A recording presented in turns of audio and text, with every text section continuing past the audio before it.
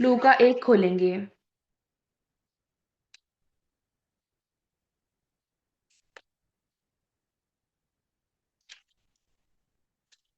तो हम लूका 1:26 से 38 तक पढ़ेंगे।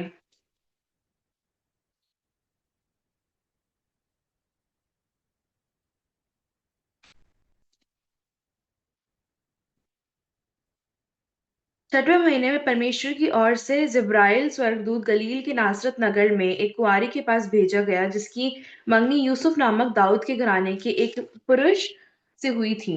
उस कुंवारी का नाम मरियम था। स्वर्गदूत ने उसके पास भीतर आकर कहा, आनंद और जय तेरी हो जिस पर ईश्वर का अनुग्रह हुआ है, प्रभु तेरे साथ है। वह उस वचन से बहुत घबरा गई और सोचने लगी कि ये किस प्रकार का अभिवादन है। स्वर्गदूत ने उससे कहा, हे मरियम, भयभीत न हो, क्योंकि परमेश्वर का अनुग्रह तुझ पर हुआ है। देख, तू गर्भवती होगी और तेरे एक पुत्र उत्पन्न होगा, तो उसका नाम यीशु रखना। वह महान होगा और परम प्रधान का पुत्र कहलाएगा, और प्रभु परमेश्वर उसके पिता दाऊद का सिंहासन उसका उसको देगा, और वह याकूब के घराने पर सदा राज्य करेगा, और उसके राज्य का अंत ना होगा। मरियम ने स्वर्गदूत से कहा, ये कैसा होगा? मैं तो पुरुष को जानती ही नहीं। स्वर्गदूत ने उसको उत्तर दिया, पवित्र आत्मा तुझ पर उतरेगा और परम प्रधान की सामर्थ्य तुझ पर छाया करेगी, इसलिए वह पवित्र जो उत्पन्न होने वाला है वह परमेश्वर का पुत्र कहलाएगा।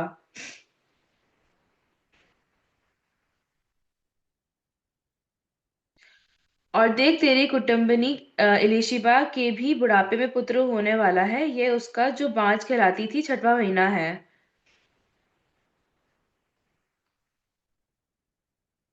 क्योंकि जो वचन परमेश्वर की ओर से होता है वह प्रभाव रहित नहीं होता। मरियम ने कहा, देख, मैं प्रभु की दासी हूँ, मुझे तेरे वचन के अनुसार हो। तब स्वर्गदूत उसके पास से चला गया।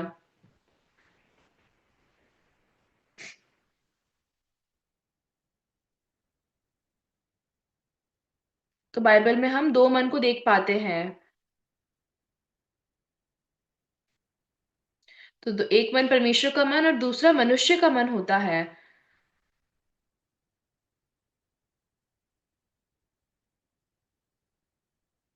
तो जब हमारा मन हम फेंक देते हैं और परमेश्वर के मन से हम एक होते हैं, तब हम परमेश्वर के जन कहलाते हैं। जब परमेश्वर की इच्छा हमारे मन के अंदर आएगी, तो हम परमेश्वर की इच्छा के अनुसार काम कर पाएंगे।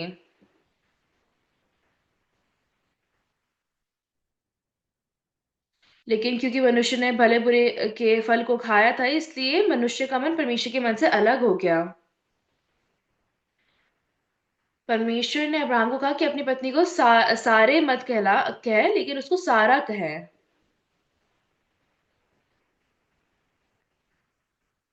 तो मैं सारा को आशीष दूंगा और उसके द्वारा जाति को उत्पन्न करूंगा। तो जब अब्राहम ने इस वचन को सुना, तो मैं तो इतना बुजुर्ग हो गया हूँ, मेरी पत्नी 90 साल की हो गई है, तो अब हमारे कैसे हम बच्चे उत्पन्न कर सकते हैं?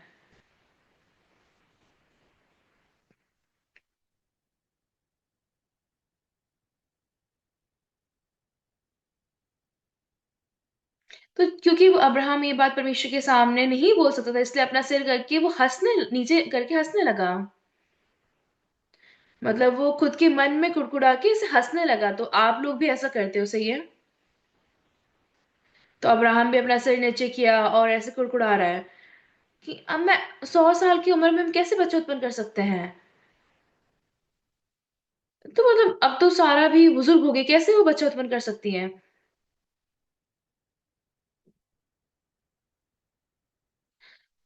तो अब्राहम क्या कहता है कि इश्माइल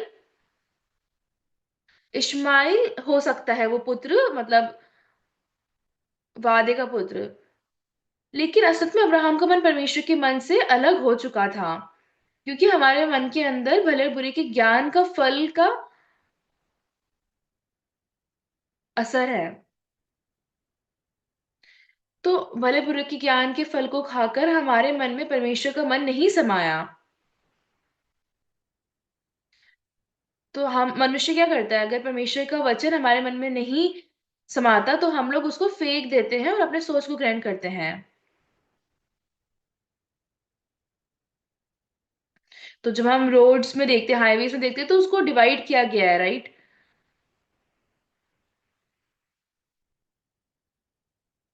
तो मतलब हाईवेज में क्या होता है कि एक डिवाइडर बना देते हैं बीच में।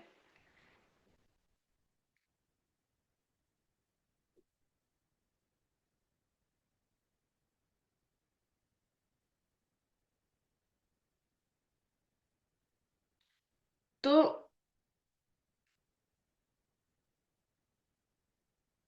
तो आप देख पाते हो कि जब हम हाईवेज में देखते हैं तो बीच में एक डिवाइडर बना दी जाता है और उसमें लगे से पौधे लगा दिए जाते हैं।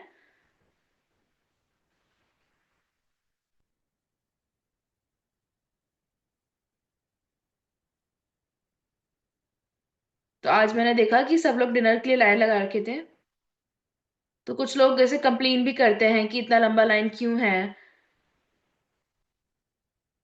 तो मतलब 20-30 मिनट में आप आगे पहुंच जाओगे। तो लोग कुड़कुड़ाने लगते हैं कि ये तो बहुत लंबी लाइन है, मतलब कितना टाइम लग रहा है। फिर कुड़कुड़ाते हैं कि पानी नहीं है, ये नहीं है, वो नहीं है।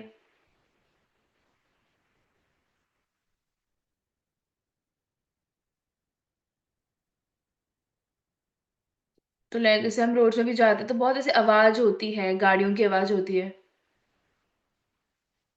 तो वहां पे जो बीच में पौधे लगाए जाते हैं वो 20 से 30 सेंटीमीटर उगते हैं।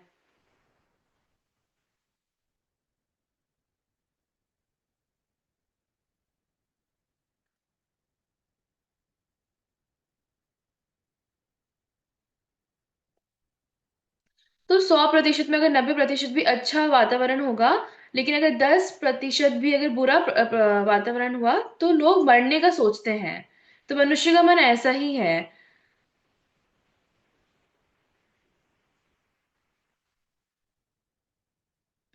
लेकिन जो पौधे होते हैं जहाँ के पास 10% ही जीने का एक स्थिति होता है, तो भी वो जीते हैं। तो चाहे वो 5% भी क्यों ना हो, लेकिन वो अपना पूरा मतलब कोशिश करते हैं कि वो अपना जीवन जी सके। तो असलियत में अगर हम देखें तो पौधों ने कभी भी भले और बुरे के ज्ञान के फल को नहीं खाया।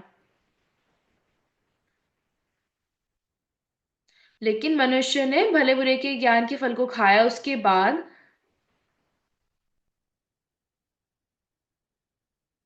तो मनुष्य क्या करने लगे? परमेश्वर की इच्छा को बिना जाने अपने अनुसार अपना जीवन जीने लगे। तो आप बाइबल में देख सकते हैं कि परमेश्वर का मन और मनुष्य का मन बहुत बार ऐसे भिड़ता है वचन में।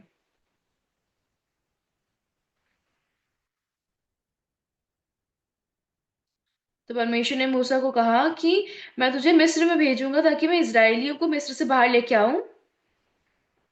तो उस समय मूसा अपनी सोच में गिर गया। तो मतलब परमेश्वर अगर मुझे मेरी जवानी में बुलाते तो मैं जा सकता था, लेकिन अब तो मैं 80 साल का हो चुका, मैं कैसे जा सकता हूँ?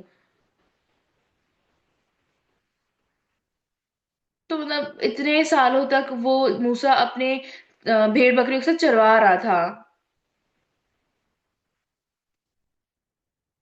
तो उस समय मूसा ने परमेश्वर के वचन को सुना और उसके बाद वो कुड़कुड़ाने लगा कि मैं अच्छा बोलने में भी नहीं हूँ। तो परमेश्वर, मैं तो अच्छा बोल भी नहीं सकता, मैं कैसे जा सकता हूँ? तो सच में परमेश्वर का वचन मूसा को नहीं हिला पाया। बस ये सच है कि बाद में मूसा ने मन बदला और परमेश्वर ने उसको इस्तेमाल किया। लेकिन अब्राहम और मूसा, उन दोनों को अगर हम देखें तो उन्होंने परमेश्वर के वचन को सुनकर अपनी सोच को नहीं फेंका।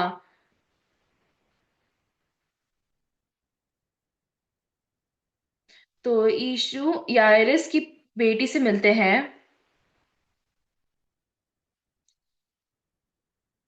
तो याइरस की जो बेटी थी वो ऑलरेडी मर चुकी थी। तो यीशु उसके घर पे गया और क्या कहा कि रो मत, वो मरी नहीं, सो रही है। तो लोग हंसने लगे और तो उन्होंने यीशु के वचन में हंसा कि वो मर चुकी है ऑलरेडी। तो क्या यीशु मरे हुए और सोए हुए में अंतर नहीं जानते? तो उसका दिल नहीं धड़क रहा है, उसके पास कोई भी धड़कन नहीं है, वो मर चुकी है याइरस की बेटी। तो कैसे मरा हुआ इंसान और सोया हुआ इंसान लाइक एक एक जैसा हो सकता है? तो लोग यीशु के इस वचन पे हंसने लगे जब उन्होंने ये सुना। परमेश्वर ने स्वर्ग और पृथ्वी की सृष्टि की है, परमेश्वर का बेटा यीशु है। तो जब परमेश्वर ने इस स्वर्ग और पृथ्वी को बनाया तो कुछ भी नहीं था। तो सच में यीशु परमेश्वर ने यीशु को वचन से बनाया। तो अगर यीशु कह रहे हैं कि ये मरी नहीं सो रही है, तो हमें कोशिश नहीं करना, हमें सिर्फ विश्वास करना है। लेकिन मनुष्य क्या कहता है, यीशु वो तो मर गई है, वो सांस भी नहीं ले रही है, उसकी शरीर ठंडा पड़ चुका है और वो हिल भी नहीं सकती है। तो अपने ज्ञान को रखकर उन्होंने परमेश्वर के वचन को फेंक दिया।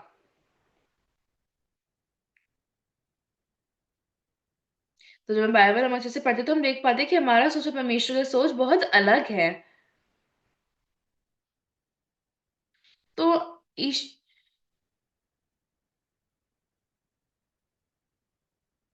तो आत्मिक जीवन खुद की सोच को पकड़ के जीना नहीं, लेकिन अपनी सोच को फेंक कर परमेश्वर के मन को ग्रहण करके जीना है।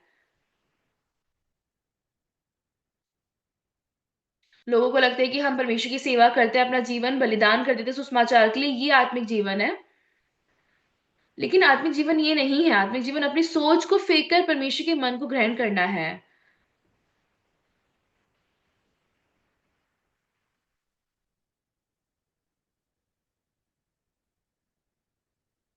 तो वचन में भी लिखा है कि परमेश्वर को ढूंढो, और जो भी दुष्ट लोग हैं अपनी सोच को फेंक के परमेश्वर को ढूंढो।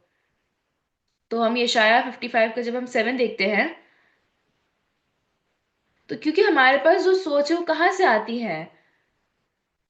अ- अगर ये सोच परमेश्वर की ओर से आती तो हम आशीषित होते।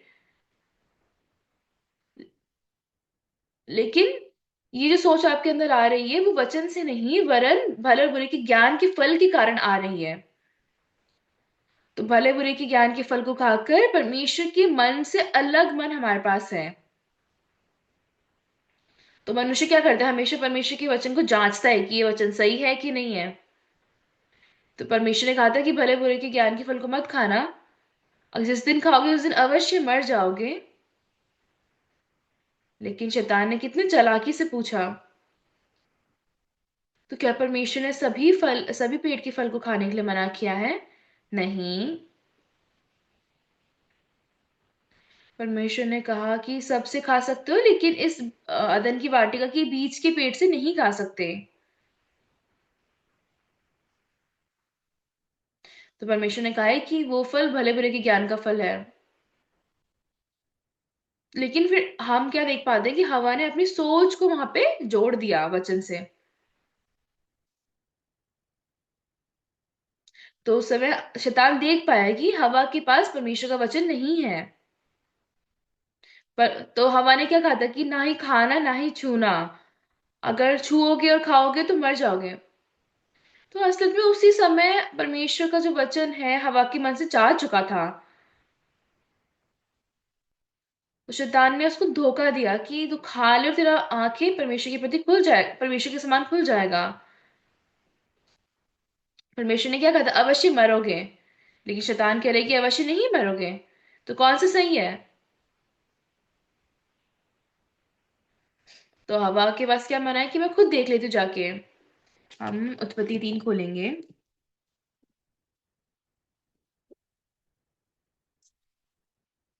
हम उत्पत्ति 3 खोलेंगे।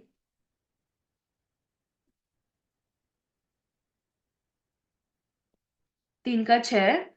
अतः जब स्त्री ने देखा कि उस वृक्ष का फल खाने के लिए अच्छा और देखने में मन भाव और बुद्धि देने के लिए चाहने योग्य भी है, तब उसने उससे उसमें से तोड़कर खाया और अपने पति को भी दिया, और उसने भी खाया।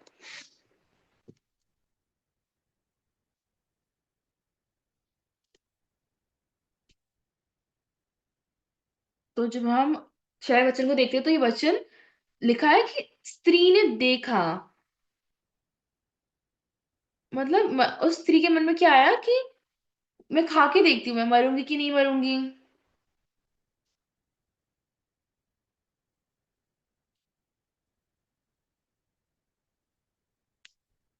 तो जब एक बार पास्टर्स लोगों का ट्रांसफर हुआ तो 5 साल पहले मुझे एलए में भेज दिया गया।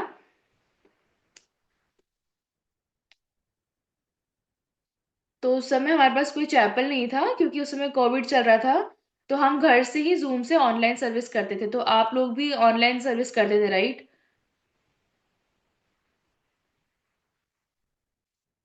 तो हम लोग ऐसे ऑनलाइन जूम मीटिंग करते थे तब। तो हम सभी का घर यूएसए में ऐसे जुड़े हुए होते हैं। तो जब मैं ऐसे वचन विचार कर रहा था तो बीच में मुझे लाइक बगल वाले घर से खुशबू आई। तो उस समय मैं कह सकता था कि मैं वचन पे ध्यान दे रहा हूँ या फिर उस खुशबू पे ध्यान दे रहा हूँ जो बगल वाले घर से आ रहा है।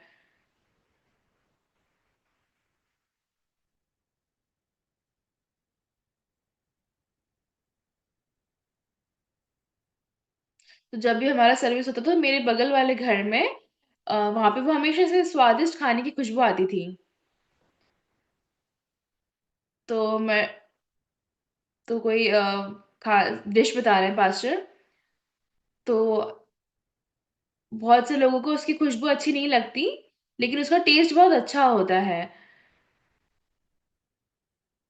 तो असल में बहुत से स्टेट्स में इलीगल है ये डिश खाना, लेकिन बहुत से स्टेट्स में इलीगल नहीं है।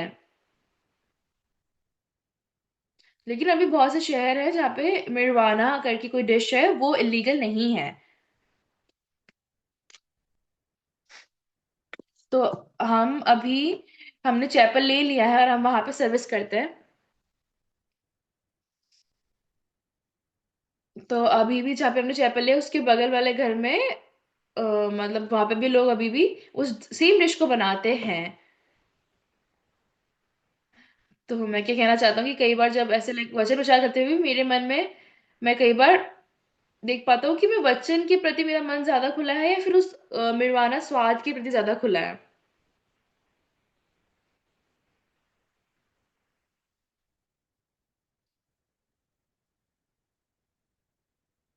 तो आप तो जब बच्चे बड़े होते हैं तो बच्चे जब बड़े होते हैं हाई स्कूल में आते हैं मिडिल स्कूल में आते हैं तो मतलब एक दूसरे बच्चे एक दूसरे को कहते हैं कि तुमको ये डिश जो है मेरे ट्राई करना चाहिए। तो नहीं नहीं मेरी मम्मी ने तो मना किया खाने के लिए। अरे तुम तो 16-17 साल के हो, खा सकते हो, क्या नहीं खा सकते? नहीं नहीं मम्मी ने मना किया खाने के लिए, तुम तो छोटे बच्चे हो जो नहीं खा सकते। तुम तो लाइक सब लोग खा रहे हैं तुम भी खा के देखो। तो अगर आपके दोस्त लोग आपको ऐसे करके बोले कि तुम्हें खाना चाहिए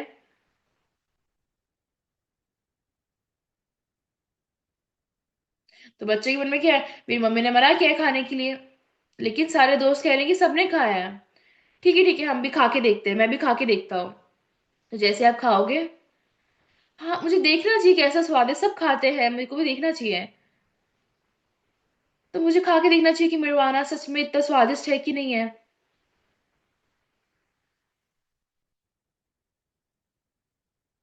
हाँ इतना बुरा तो नहीं दिखता ही मरवाना। ऐसा तो नहीं सुखा के मर जाऊंगा मैं। तो पहले उस बच्चे के मन में मालिक उसकी माँ थी कि मत खाना, लेकिन अब उसके मन में जो मालिक है वो बदल गया है।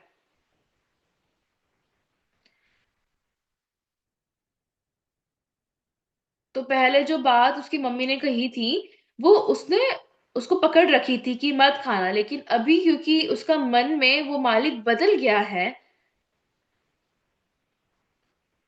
तो वैसे ही जब भले बुरे के ज्ञान के फल को आपने खाया तो आपका मालिक बदल गया।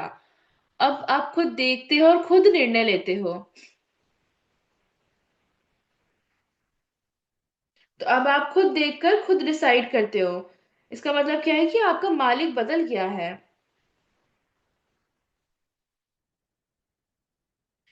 तो मनुष्य क्या करते हैं, खुद देखते हैं और खा लेते हैं अपने खुद के मन के अनुसार डिसाइड करके। तो मनुष्य क्या करता है, मैं खुद देखूंगा, मैं खुद निर्णय लूंगा और मैं खुद कर लूंगा। तो सबसे मतलब बड़ी बात क्या है कि मनुष्य वचन को भी देखकर उसका न्याय करता है और फिर डिसाइड करता है कि हमें ग्रहण करना है कि नहीं करना है।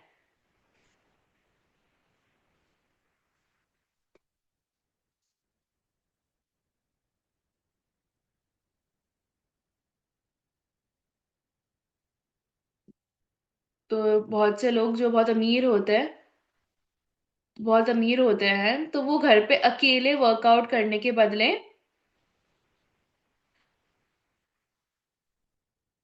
वो जिम जाकर वर्कआउट करते हैं अपने सेहत को अच्छा रखने के लिए।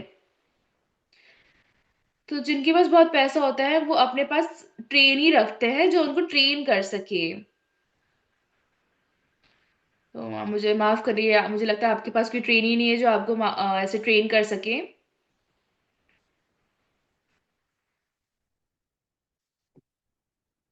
तो जिन लोगों के पास बहुत पैसा होता है वो लोगों को हायर करते हैं एज ए ट्रेनर, ताकि वो उनको ऐसे ट्रेन कर सके वर्कआउट्स में। तो मतलब लोगों के पास जब पैसा होता है तो उनकी कोई लीगल समस्या आ जाती है तो वो लॉयर्स को हायर करते हैं उनके लिए।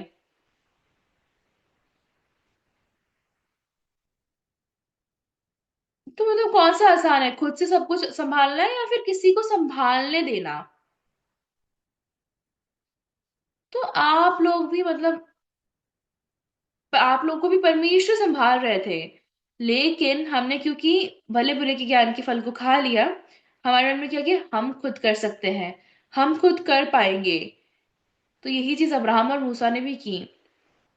तो कनान के विवाह में, तो वहां पे दाखरस की कमी हो गई थी, और वहां पे बहुत से गेस्ट आए हुए थे। तो जैसे कैंप में हम लोग कैंप कर रहे हैं विंटर कैंप, तो यहाँ पे भी बहुत से लोग आए। वैसे ही उसका गाना के विवाह में भी बहुत से लोग आए थे। तो उस समय क्या हुआ कि अचानक से दाखरस की कमी हो गई। तो उस समय यीशु ने दासों को बुलाया कि मटकों को पानी से भर दो, ऐसा यीशु ने उन्हें आज्ञा दी।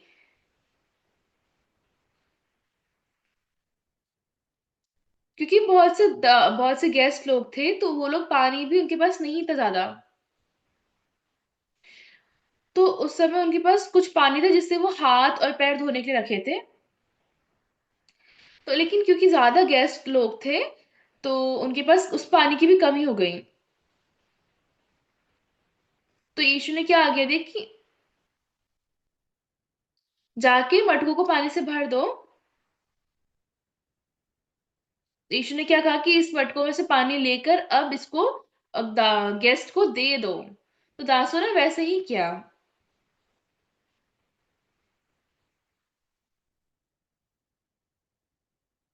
तो इसमें दास लोगों को अगर हम देखें, तो उनके अनुभव के अनुसार तो वो पानी है, दाखरस नहीं है, सही है।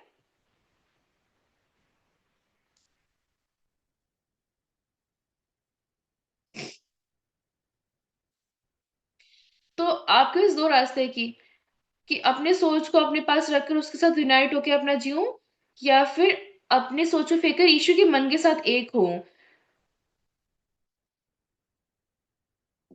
तो ऐसा आपको डिसाइड करना है। तो ऐसे कहते हैं कि मनुष्य के शरीर में 60 ट्रिलियन सेल्स है। तो उन दासों ने जब उस पानी को देखा तो उनके मन में यही होगा ना कि हाँ, ये तो पानी है, पानी है, पानी है, दाखरस नहीं है। लेकिन यीशु ने क्या कहा कि ये दाखरस है। तो सबसे महान बात क्या है उन दासों के प्रति, कि उन दासों ने अपने सोच को फेंका और यीशु के मन को ग्रहण किया। तो जब मैं दोंगबुसान में सेवकाई कर रहा था,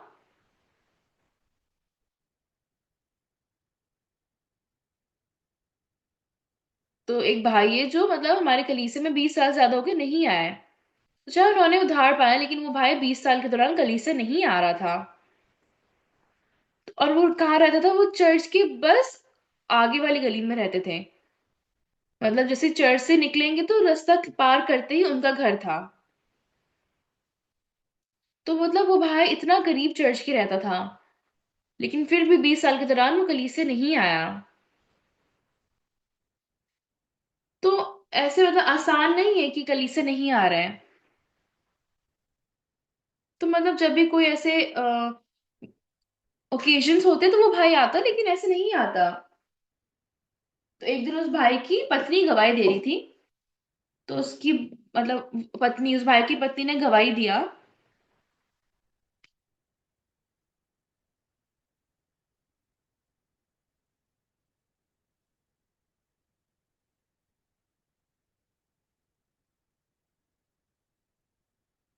तो उस बहन ने अपनी इच्छा को प्रकट किया कलीसिया में कि क्या हम मतलब मैरिड ब्रदर्स मीटिंग हमारे घर में कर सकते हैं। तो पास्टर ने कहा कि हाँ कर सकते हैं।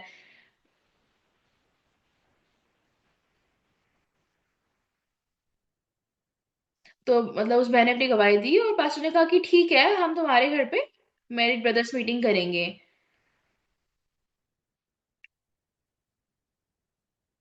तो फिर उस बहन ने घर पे जाके अपने पति को बताया। और उस समय पति ने कुछ भी नहीं कहा। तो उस बहन ने पास्टर को आके वापस बताया कि पास्टर, मेरे पति को मैंने बताया लेकिन उसने कुछ भी नहीं कहा। तो पास्टर ने कहा कि अगर उसने कुछ भी नहीं कहा, शांत था, तो मतलब हाँ है, उसको कोई दिक्कत नहीं है। तो फिर हम लोगों ने इसे सैटरडे को उन बहन के घर पे मैरिड ब्रदर्स मीटिंग करने का ऐसे डिसीजन लिया।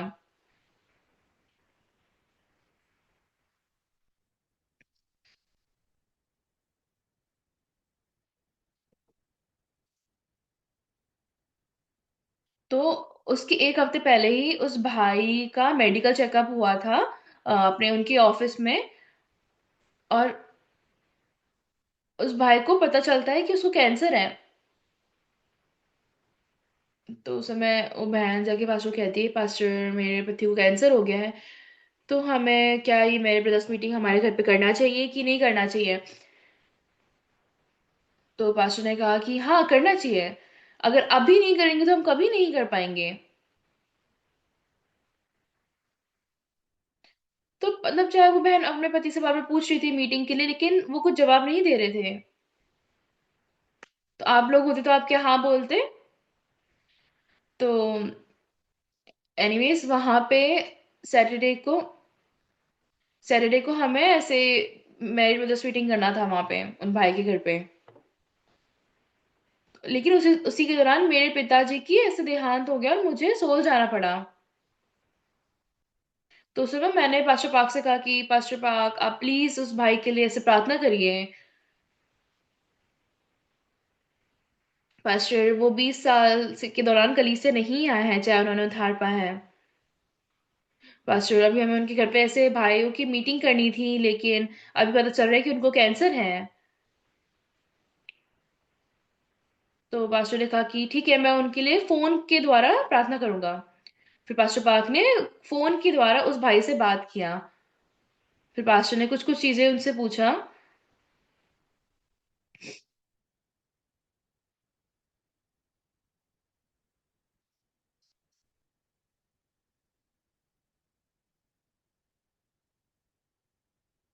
तो मतलब बाइबल में लिखा है कि परमेश्वर कहते हैं कि मैंने अपने मन के अनुसार यीशु के पुत्र को चुन लिया है।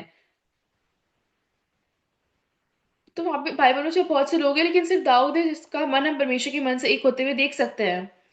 इसलिए दाऊद ने सब कुछ किया जो परमेश्वर ने उसको आज्ञा दिया। तो ये वचन पास्टर पाक ने बांटा।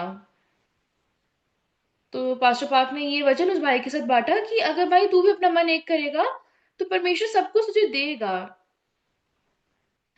तो हम सब पापी ही थे। तो हम बचपन से चाहे कलीसिया जाते थे, मैं बचपन से कलीसिया जाता था, लेकिन हमेशा खुद को पापी ही जानता था। लेकिन जब मैंने बाइबल को पढ़ा तब मैं जान पाई कि मैं धर्मी हूँ। तो चाहे सबने पाप के परमेश्वर की महिमा से रहित है, परंतु उस अनुग्रह से, उस छुटकारे के द्वारा जो प्रभु यीशु मसीह में है, हम सेन में धर्मी ठहराए जाते हैं। तो हमारे सोच के अनुसार हम पापी ही थे, लेकिन बाइबल क्या कहता है, वचन क्या कहते हैं कि हम धर्मी हैं। तो भाई मैंने अपने मन में निर्णय लिया है।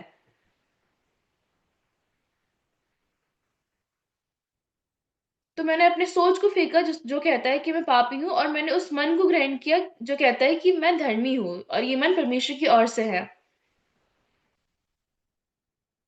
तो उस परमेश्वर को जब मैंने ग्रहण किया, तो उस परमेश्वर ने मुझे इस चर्च को स्थापित करने के लिए दिया, मिशन स्कूल में जाने के लिए दिया, सारे कामों को करने के लिए दिया। तो भाई परमेश्वर ने आपके पापों को भी धो दिया है, तो आप धर्मी हो। तो असल में वो भाई 20 साल के दौरान कलीसिया नहीं गए थे, इसलिए पास्टर उसके उसके उद्धार को चेक कर रहे थे। तो इसलिए पास्टर ने पूछा कि तू धर्मी है। तो भाई ने कहा हाँ मैं धर्मी हूँ।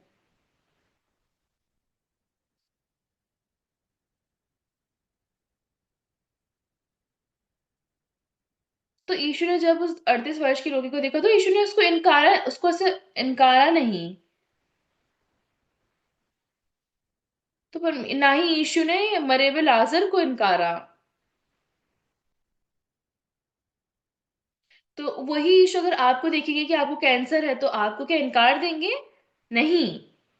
तो उस भाई ने कहा नहीं। तो इसलिए मतलब पास्टर पाक ने उससे कहा कि कैंसर कुछ भी नहीं है, यीशु तुम्हारे साथ है। तो मतलब ट्रीटमेंट भी लो, दवाई भी लो, और एक आनंद भरा जीवन जियो। कैंसर कुछ भी नहीं है, यीशु तुम्हें कभी इनकारेंगे नहीं। और परमेश्वर ने उस भाई को चंगाई दी। और ऐसा करके सच में पास्टर ने उस बहन भाई के लिए ऐसे प्रार्थना किया। तो बहुत कुछ हो गया एक हफ्ते में उस दौरान। तो जब मैं सैटरडे को उस भाई के घर पहुंचा, तो रात के 8 बज चुके थे। उस समय हमने भाइयों की मीटिंग की, हमने साथ में बैठ के ऑरेंज खाया, और उसके बाद मैं घर लौट गया। तो हम मैंने सुना कि उस भाई को अगले दिन मैंने सुना कि उस भाई को इमरजेंसी रूम में ले गए हैं। तो असल में वो भाई की तबीयत बहुत खराब हो गई। तो उनको अचानक से आईसीयू लेके गए, और उस भाई का सर्जरी हुआ।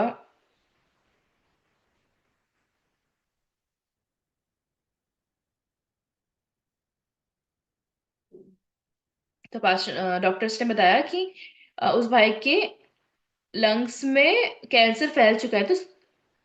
तो मतलब कोई उम्मीद नहीं है कि वो ज्यादा जी सकेंगे। 3 महीने से ज्यादा 3 महीने से ज्यादा वो नहीं जी पाएंगे, ऐसे डॉक्टर ने उस बहन को और उसके भाई मतलब उस भाई को कहा। तो वो बहन कलीसिया से आई और अपनी गवाही बांटी कि पास्टर, मेरे पति के पास सिर्फ 2-3 महीने ही बचे हैं, और मेरे पति के पास सिर्फ 0% चांस है कि वो जीवित रह सकते हैं। तो जब मैंने इस गवाही को सुना, तो मेरा मन भी अंधकार में गिर गया। क्योंकि ये 4th स्टेज है, इसका मतलब पूरा शरीर में कैंसर फैल चुका है, और चांसेस कम है कि वो बच सकेंगे। हाँ, ये तो बहुत मुश्किल की समस्या है भाई के लिए। तो मेरे पास भी ये मन ऐसी ही स्वाभाविक रूप से आ गया। उसके बाद हमने टीचर्स वर्कशॉप किया था। तो हमने गुड न्यूज को वर्कशॉप किया। तो मैं वहां पे एज ए टीचर अटेंड कर रहा था। तो उस समय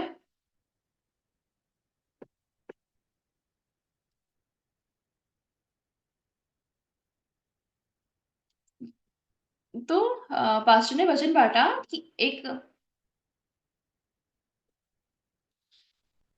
तो लस्टफुल विमेन की कौन सी होती है, मतलब ऐसे व्यभिचारी औरत कौन सी होती है जो सभी से बीज पा लेती है। लेकिन जो एकदम शुद्ध औरत होती है, वो किससे बीज पाती है? वो सिर्फ एक इंसान से बीज पाती है। तो हम लोगों को भी हर तरफ से ऐसे बीज को ग्रहण नहीं करना है। हमें सिर्फ एक ही बीज को ग्रहण करना है, वो बीज है वचन का बीज। तो जो शुद्ध औरत औरत होती है, वो हमेशा अपने पति के द्वारा ही उस बीज को ग्रहण करती है।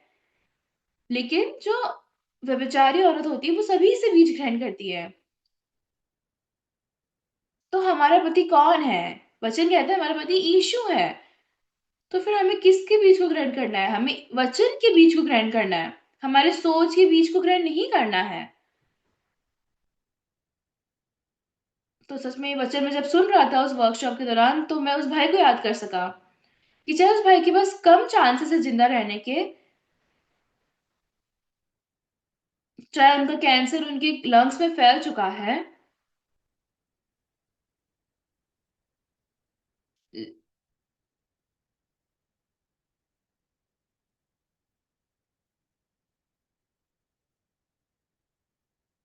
बाइबल क्या कहता है कि एक ही चढ़ावे के द्वारा उन्हें जो पवित्र किए जाते हैं सर्वदा के लिए सिद्ध कर दिया है। तो बाइबल क्या कह रहा है कि हम चंगाई पा चुके हैं और हम सिद्ध कर दी गए हैं। तो डॉक्टर तो कहते हैं कि हाँ मरे बिना नहीं रह सकते। तो फिर मैंने उस समय उस बहन को कॉल किया। तो बहन, मैंने जब आपकी गवाही सुनी तो मेरा मन अंधकार में गिर गया था। तो अच्छा रहेगा कि वो भाई हमारे साथ रहे साथ में। तो जब हम ऐसे बार बार मेंस भाइयों की मीटिंग करेंगे।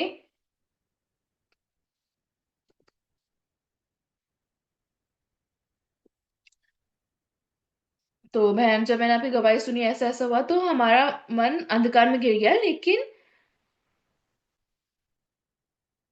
जब मैंने वचन सुना तो मेरे मन में आशा आ सकी। तो हम लोग शुद्ध औरत है, हम सबका बीज ग्रहण नहीं करते। हमें सिर्फ वचन के बीज को ग्रहण करना है, मुझे सिर्फ वचन के बीज को ग्रहण करना है, और यही सच है। तो मैंने ये वचन उस बहन को कॉल में बताया, और उस बहन ने कहा हाँ जी पास्टर। तो उस भाई का नाम, वो जो भाई था, वो भाई ने ऐसे लगातार कीमोथेरेपी लिया, एक बार लिया, दो बार लिया, तीन बार लिया। तो 3 बार कीमोथेरेपी लेने के बाद उस भाई का सिर्फ वजन 30 किलो 40 किलो बच गया।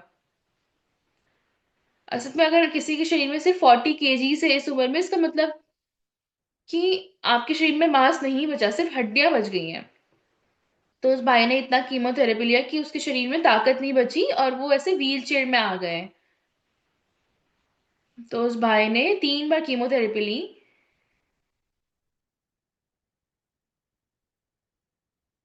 तो नॉर्मली क्या होता है कि ट्रीटमेंट देके और वो लोग डिस्चार्ज कर देते हैं।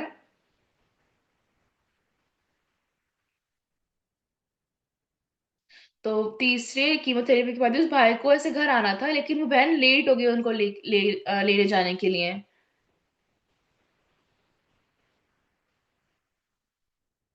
तो उस भाई का मन बहुत अंधकार में गिर चुका था, इसलिए उनको शक्ल भी ऐसे काला दिखाई पड़ रहा था।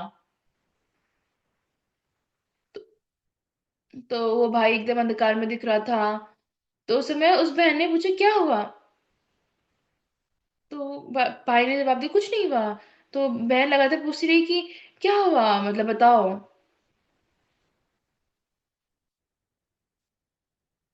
तो असल में कैंसर से पहले वो भाई बहन से ज्यादा तंदुरुस्त थे। तो भाई के मन में ये सोच पहले आ गया कि मैं मर जाऊंगा। तो उनके मन में ये सोच आ गई कि मैं मरे बिना नहीं रह सकता।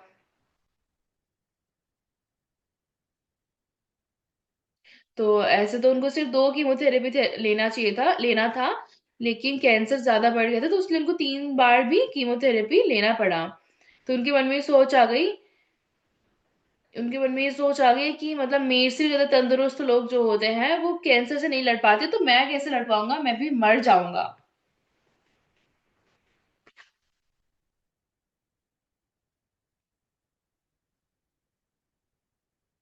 तो उस समय भाई की पत्नी ने क्या कहा कि इस हॉस्पिटल में भी एक भी डॉक्टर नहीं है जो वो ऐसा कहेंगे कि आप जीवित रह सकते हो, या फिर इस दुनिया में कोई भी नहीं जो ऐसा कह सकता है कि आप जीवित रहोगे। तो यहाँ पे सब लोग चाहे आपको ट्रीटमेंट दे रहे हैं, लेकिन उनको पता है कि आप मरे बिना नहीं रह सकते।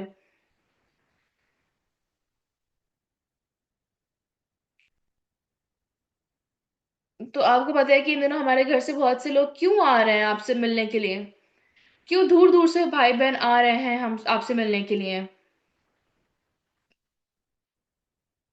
तो मतलब सब लोगों को ये लगता है कि आप इस कैंसर के कारण मर जाओगे। तो एक भी इंसान नहीं जो ऐसा कह सकता है कि आप जीवित रह सकते हो, लेकिन सिर्फ एक है जो कह रहा है कि आप जीवित रहोगे, और वो परमेश्वर है। परमेश्वर कह रहा है कि आप जीवित रह सकते हो। तो वचन और परमेश्वर का दास और परमेश्वर कह रहे हैं कि तुम जीवित रहोगे। तो आप क्यों उनके साथ मन एक कर रहे हो जो कह रहे हैं कि आप मर जाओगे? क्यों उनके साथ मन एक नहीं कर रहे जो कहते हैं कि आप जीवित रहोगे? तो क्यों उन लोगों के साथ मन एक कर रहे हो जो ऐसा कह रहे हैं कि आप मर जाओगे? तो चाहे पूरी पूरे दुनिया में सब कह रहे हैं कि आप मर जाओगे, आप खुद भी खुद को कह रहे हो कि आप मर जाओगे, लेकिन सिर्फ परमेश्वर कह रहा है कि आप जीवित रहोगे। अगर परमेश्वर कह रहे हैं कि आप जीवित रहोगे, तो फिर आपको भी वो मनुष्य बने जो 100% कहे कि हाँ हम भी, मैं मतलब जीवित रहूंगा।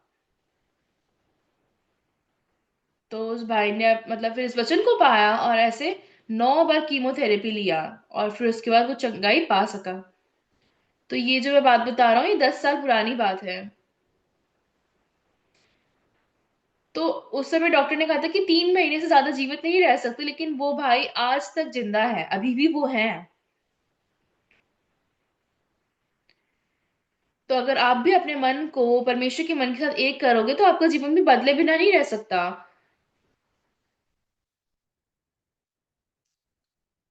तो अगर आपका मन परमेश्वर के मन से एक होगा तो परमेश्वर का मन आपके मन में बहेगा।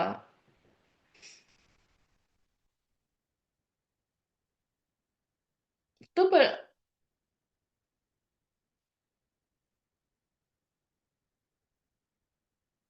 तो आत्मिक जीवन वो नहीं है जिसमें आप कुछ कोशिश करके कुछ करने की कोशिश कर रहे हो।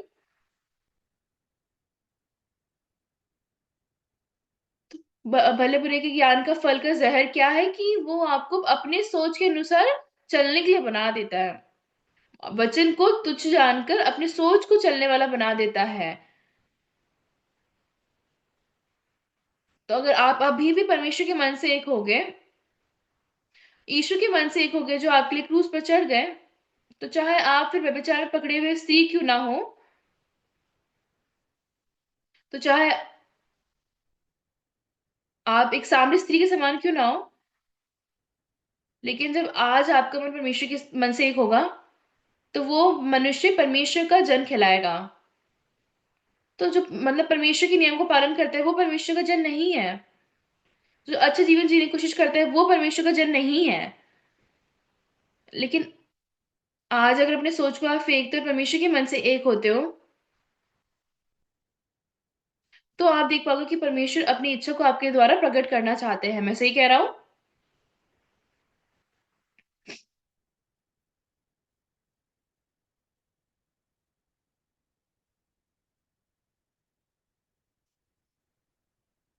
तो मतलब पास्टर पार्क ने ये कहा था कि अच्छा होगा कि अगर पूरे अमेरिका में 500 से ज्यादा कलीसिया हो। तो इसका मतलब है कि हर शहर में 10 कलीसिया होना। तो मैंने उस वचन को ऐसे अपने मन में पाया कि हाँ, 500 कलीसिया होना तो अच्छा है। लेकिन एक दिन जब मैं बाइबल पढ़ रहा था तो मैंने व्यवस्था विवरण, तो हम व्यवस्था विवरण एक खोलेंगे, 1 का 11।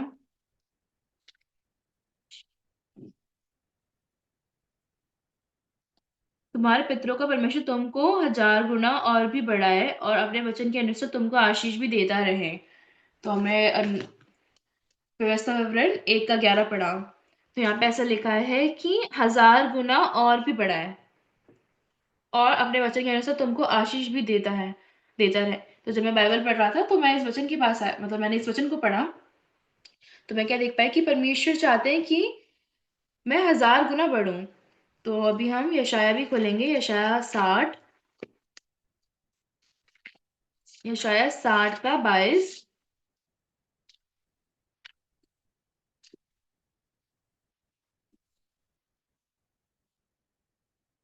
छोटे से छोटा 1000 हो जाएगा और सबसे दुर्बल एक सामर्थी जाति बन जाएगा। मैं यहोवा हूँ, ठीक समय पर यह सब कुछ शीघ्रता से पूरा करूंगा। तो पास्टर पाक ने जब कहा कि 500 कलीसिया हम अमेरिका में स्थापित करेंगे, तो ये पास्टर पाक के शब्द नहीं है। तो उन्होंने ये मन जो है परमेश्वर के द्वारा पाया है। तो जब आप किसी के साथ होते हो तो आप सामने वाले इंसान के मन को समझ पाते हो, आप देख पाते हो, सही है।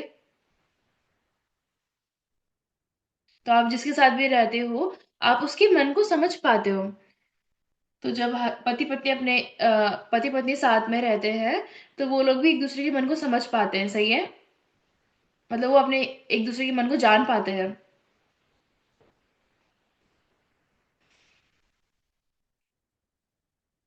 तो चाहे बहनें लोग सोचती हैं कि मुझे अपने भाई मतलब इसके साथ रहना चाहिए कि नहीं रहना चाहिए, लेकिन असली तो जब पति पत्नी साथ में रहते हैं तो एक दूसरे के मन को जान पाते हैं। वैसे ही जब आप बाइबल पढ़ते हो तो भी आप परमेश्वर के मन को जान पाते हो। तो मेरी पत्नी को चिकन पसंद नहीं है।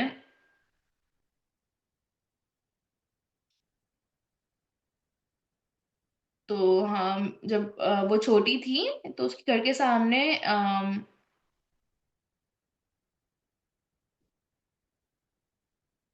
तो उसके घर के सामने ऐसे चिकन शॉप था, तो जब भी वो वहां से गुजरती तो मतलब वो देख पाती कि ऐसे चिकन ऐसे उल्टे लटकाए हुए हैं।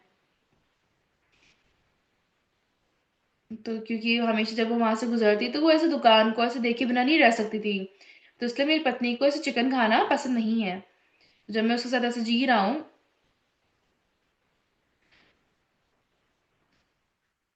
तो ऐसा नहीं है कि मुझे चिकन पसंद नहीं है, लेकिन फिर भी मैं नहीं खा पाता। तो क्योंकि अब मैं अपनी पत्नी के साथ रह रहा हूं तो मैं चिकन नहीं खाता। तो मेरी पत्नी को बीफ पसंद है। तो चाहे बीफ बहुत महंगा है।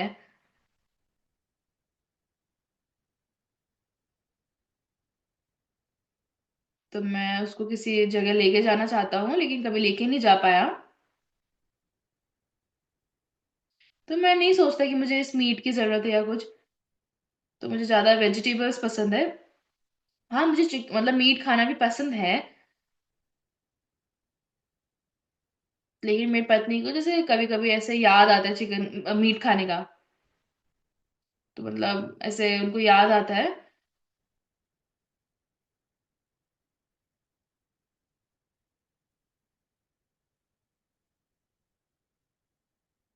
तो मैं सच में कभी कभी सोचता हूँ कि मैं अपनी पत्नी को वहाँ जो बीफ की शॉप्स होती है वहां लेके जाऊं और उसको दिखाऊं, फिर शायद वो कहेगी कि मुझे बीफ भी पसंद नहीं है और मुझे नहीं खाना है। तो जब मैं ऐसे साथ में रह रहा हूँ अपनी पत्नी के साथ, तो जब उसको चिकन नहीं पसंद तो मैं नहीं खाता हूँ। और फिर लाइक मेरी पत्नी को ऐसे गंदगी पसंद नहीं है। तो जब आप ऐसे अपने कपड़े बदलते हो तो उसमें लाइक अगर आप बाहर से के कपड़े बदलते हो तो उसमें धूल होती है, राइट। तो मेरे नजर में तो कोई धूल नहीं दिख रही है, लेकिन मेरी पत्नी कहती है दूर जाके चेंज करो, यहाँ मत चेंज करो।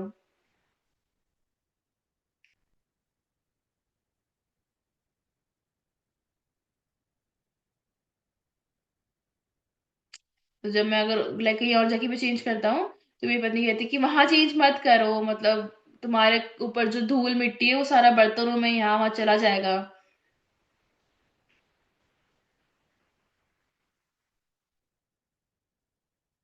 तो असल में मेरी पत्नी बहुत सेंसिटिव है ऐसे धूल को लेकर।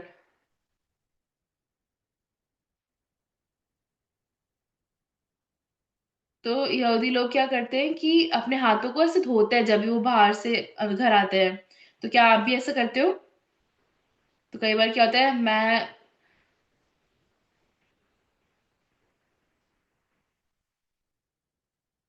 तो मैं अपनी पत्नी को कहता हूँ कि हाँ मैंने भी धोया, मैंने भी बदल लिया, लेकिन बहुत बार मैं नहीं करता, लाइक 10 बार से 8 बार तो मैं नहीं करता, मैं बोलता हूँ कि हाँ मैंने कर लिया है।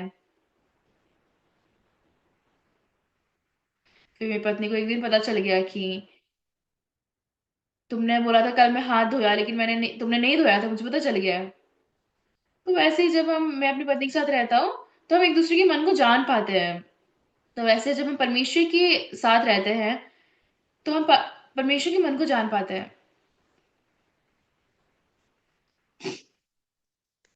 तो परमेश्वर ने पाशुपात को ये मन दिया कि हम 500 कलीसिया स्थापित करें अमेरिका में और वहां पे सुसमाचार प्रचार करें। तो ये मन परमेश्वर का मन है। तो यशायाह 60 के 22 में क्या लिखा है? कि छोटे से छोटा 1,000 हो जाएगा। तो हमें अपनी स्थितियों को नहीं देखना है। तो हमें अपनी स्थिति को देखना है या वचन को देख के जीना है?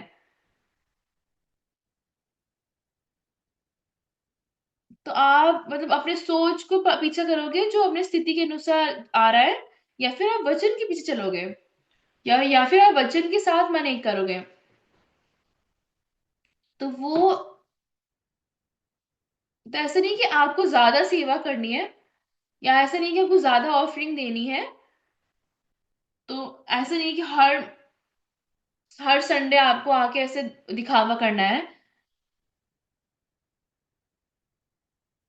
तो ज्यादा जरूरी है कि आपका मन परमेश्वर के मन से एक होना ज्यादा जरूरी है। उस समय से आत्मिक जीवन की शुरुआत होती है। तो मैंने बहुत से लोगों को देखा है, मतलब यहूदी लोगों को भी ऐसे देखा है। तो मैंने दो तरीके के यहूदी लोगों को देखा है। तो यहूदी लोग क्या कहते हैं, हमने तो कोशिश किया है 613 तेरह पालन आगे को पालन करने की, हम तो कोशिश करते हैं। तो हम अन्य जातियों के समान बिना नियम के नहीं जीते हैं। तो हम लोग तो 613 नियमों को पालन करके जीने की कोशिश करते हैं। तो क्या 613 नियम आपने पालन पूरा किया? तो किसी ने भी नहीं किया पूरा।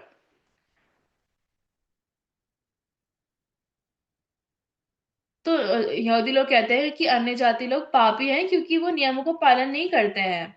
लेकिन क्या यहूदी लोग धर्मी हैं? तो मैं आज क्या बताना चाहता हूँ। तो इब्रानियों 10 का 10,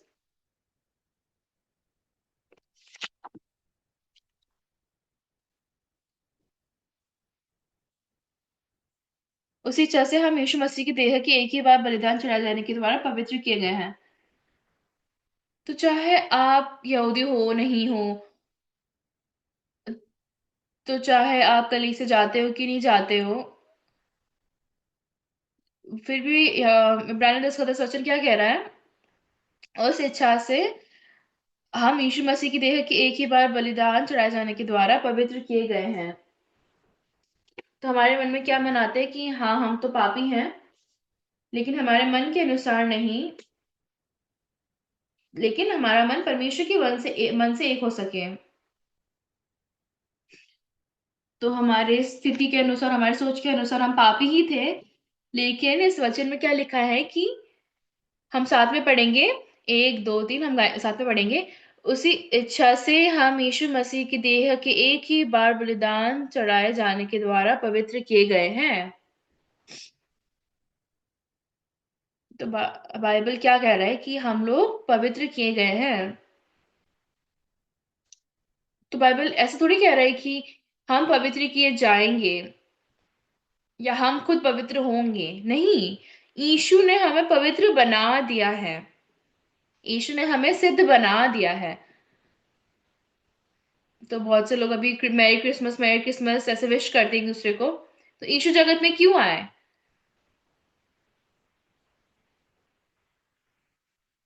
तो यीशु इस जगत में हमें उद्धार देने के लिए आए, जैसे हम इब्रानियों 10 के 10 में देख पाते हैं। उसी इच्छा से हम यीशु मसीह के देह के एक ही बार बलिदान चढ़ाए जाने के द्वारा पवित्र किए गए हैं। तो हम नियमों को अच्छे से पालन करके पवित्र नहीं बने, या फिर अपने पड़ोसियों को अपने समान प्रेम करके हम पवित्र नहीं बने हैं। लेकिन यहाँ पे लिखा है कि यीशु के बलिदान चढ़ाए जाने के द्वारा पवित्र किए गए हैं। तो ये जो वचन है हमारे सोच के अनुसार नहीं है।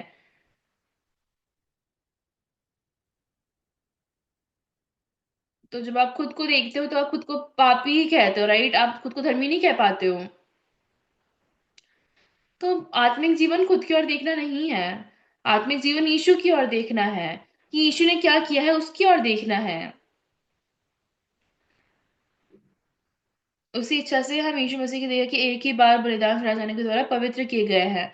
तो खुद के नजरिए से नहीं, लेकिन परमेश्वर के वचन के नजरिए से देखोगे तो आप देख पाओगे कि आप पवित्र हो कि नहीं हो। तो वचन क्या कह रहा है कि आप पवित्र हो। लेकिन जब आप खुद को देखते हो, आप खुद को पापी ही कहते हो, आप धर्मी नहीं कह पाते हो, सही है। लेकिन वचन के नजरिए से परमेश्वर कहता है कि आप पवित्र हो, तो फिर क्या आप अपनी ही सोच से खो के रहोगे, या फिर आप वचन से खोगे? तो जब मैंने लू का 1 पढ़ा, तो एक स्वर्गदूत यीशु के पास आया, सही है। तो जिब्राइल जिब्राइल स्वर्गदूत मरियम के पास आया।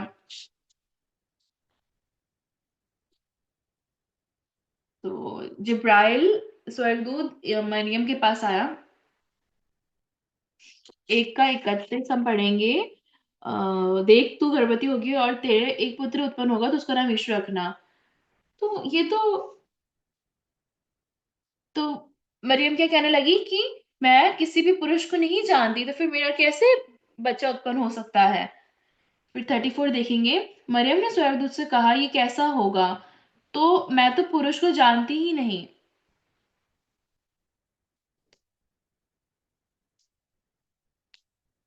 तो चाहे स्वर्गदूत के द्वारा मरियम ने परमेश्वर के इस वचन को सुना, लेकिन फिर भी वो वचन उसके मन में नहीं रहा। वो क्या कह रही है कि मैं तो मैं तो पुरुष को जानती ही नहीं। तो उस समय स्वर्गदूत ने क्या कहा, हम 35 में देखेंगे। स्वर्गदूत ने उसको उत्तर दिया, पवित्र आत्मा तुझ पर उतरेगा और परम परम प्रधान की सामर्थ्य तुझ पर छाया करेगी, इसलिए वह पवित्र जो उत्पन्न होने वाला है परमेश्वर का पुत्र कहलाएगा। और देख, तेरी कुटुंबनी एलिशिबा के भी बुढ़ापे में पुत्र होने वाला है, ये उसका जो 5 कहलाती थी 6वां महीना है।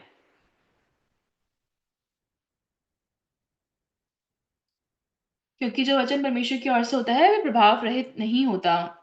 मरियम ने कहा, देख, मैं प्रभु की दासी हूँ, तो मुझे तेरे वचन के अनुसार हो। तो स्वर्गदूत उसके पास से चला गया।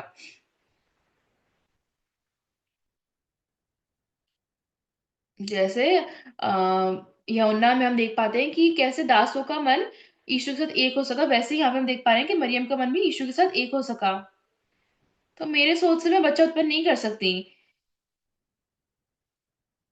लेकिन उसने क्या कहा कि देख, मैं प्रभु की दासी हूँ, मुझे तेरे वचन के अनुसार हो। मैं प्रभु की दासी हूँ, मुझे तेरे वचन के अनुसार ही हो। तो मरियम ने अपने सोच को फेंक दिया और यीशु परमेश्वर के मन से एक हो गई। अगर आप भी परमेश्वर के वचन से एक होते हो, तो जैसे मरियम ने यीशु को जन्म दिया, तो उसी प्रकार सच में परमेश्वर के द्वारा आप भी यीशु को अपने अंदर ऐसे उत्पन्न कर पाओगे। आप अपनी सोच को फेंको और यीशु के मन से एक हो। चाहे आप पापी ही थे, आपने पाप ही किया था, लेकिन वचन क्या कहता है? इब्रानियों 10 का 10। उसी इच्छा से हम एक चरावे के द्वारा पवित्र किए जाते हैं। तो चाहे आपके सोच के अनुसार आप पापी ही थे, लेकिन वचन कहता है कि हम पवित्र हैं। तो जब मैं वचन प्रचार करता हूँ, तो मैं सैन डिएगो चर्च में गया था और मैंने वहां पे वचन प्रचार किया। तो वहां पे मैंने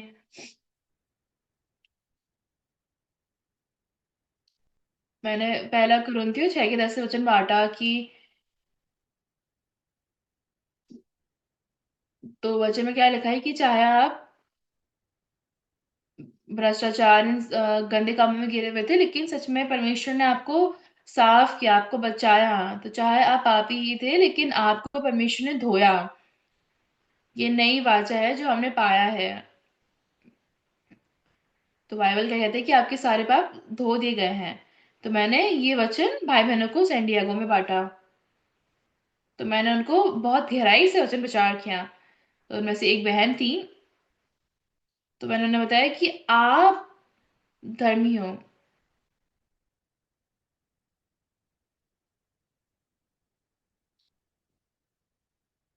तो उस समय उस बहन ने क्या कहते हैं, थैंक यू करके से, मतलब मैंने उस बहन को पॉइंट आउट करके बोला कि आप धर्मी हो, तो वो बहन मुझे थैंक यू बोलने लगी। तो मैंने उन्हें कहा कि आप धर्मी हो, आप पवित्र पवित्र हो। तो बहन कहती थैंक यू। फिर मैंने क्वेश्चन पूछा उस बहन से, आप धर्मी हो? आप धर्मी हो? आपको पता है उसने क्या जवाब दिया? मुझे लगता तो है, ऐसा करके उस बहन ने जवाब दिया। तो ऐसे मनुष्य वचन में विश्वास करते हैं। तो बाइबल साफ कहता है कि आप धर्मी हो, पवित्र हो। तो फिर आप पवित्र धर्मी हो, सही है। तो बाइबल कहता है कि हाँ।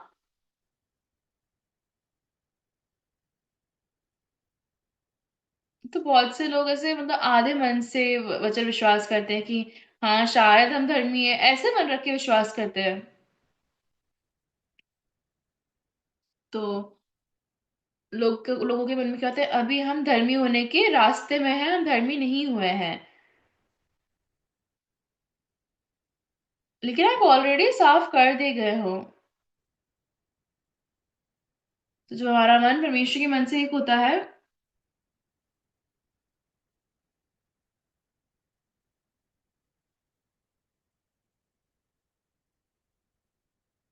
तो आप लोग कुछ भी करने की कोशिश मत करो। आप कुछ भी नहीं करो, बस आप परमेश्वर से अनुग्रह मांगो कि परमेश्वर आपको वचन को अपने मन में पाने के लिए दे। तो आपको सिर्फ विश्वास करना है, पवित्र और धर्मी बना दे गए हो, आप धर्मी हो।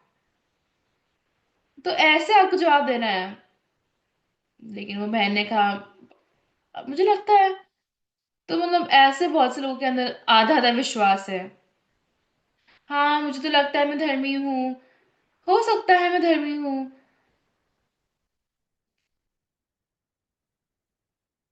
तो यीशु ने आप सभी के पापों को धो दिया है। आमीन। तो यीशु ने आपको धर्मी बना दिया है। तो आपको अपनी सोच से एक नहीं होना है। अपने सारे सोच को फेंक कर आप परमेश्वर के मन से एक हो। वही मनुष्य परमेश्वर का जन्म कहलाएगा। अगर आप अपने सोच से एक मन होगे, तो फिर आप सच में शैतान की ओर से होगे। तो अगर आज आप अपने मन को शैतान के मन से एक करते हो, तो आप परमेश्वर के मन से एक नहीं हो पाओगे। इसलिए आप परमेश्वर के मन से एक हो। और फिर आप देखिए कि पवित्र आत्मा आपको कहाँ अगुवाई करती है। तो परमेश्वर बहुत से कलीसिया को अमेरिका में स्थापित करेंगे, और बहुत से विश्वासी जन भी उत्पन्न होंगे। तो मैं यहीं तक वचन बांटूंगा। मुझे और वचन बांटना चाहिए अभी?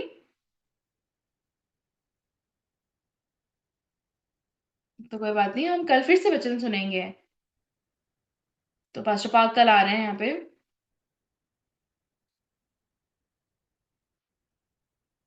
तो जो वचन पास्टर पाक आपसे बांटेंगे, मैं आशा करता हूँ कि आप उसको अपने मन में रख पाओगे। प्रार्थना करेंगे। पिता परमेश्वर, धन्यवाद करते हैं। पिता परमेश्वर, हम अपनी ताकत से नहीं जिए।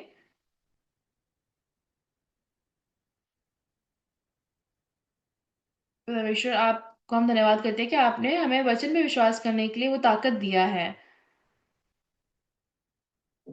तो भले बुरे के ज्ञान के कारण लोग सच में वचन को ऐसे जांचते हैं, लेकिन आप हमें अपने सोच को फेंकने के लिए दीजिए। तो लोगों के मन में जब वचन ऐसे नहीं सही लगता, तो वचन फेंक देते हैं।